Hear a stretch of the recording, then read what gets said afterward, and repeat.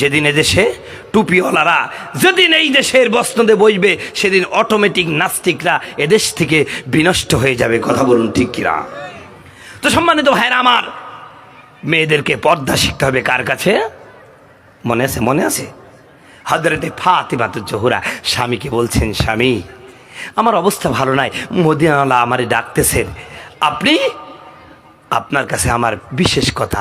কি কথা? হযরতে ফাতিমা ডাক দেয়া বলেন, এ প্রাণের স্বামী আলী, দীর্ঘদিন যাবৎ আপনার সাথে ঘর সংসার করেছি, এই সুদীর্ঘ সময়ের মধ্যে আমার কোনো কথাই যদি কষ্ট পেয়ে যান, আল্লাহর রাস্তে মাফ করে দিয়েন।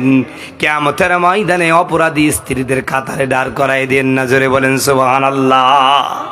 আমার মা বোনেরা ভালো করে শুনেন, মা যতই নামাজ পড়েন, রোজা রাখেন, হজ যাকাত কুরবানি করেন না কেন, স্বামীর সাথে মুখে মুখে তর্ক যদি করেন, আল্লাহর কসম করে বলি কোনো ইবাদত কবুল হবে না। তার মানে আপনারা নামাজ পড়বেন না তা না, আপনার নামাজ রোজা হজ জাকাত সব করতে হবে।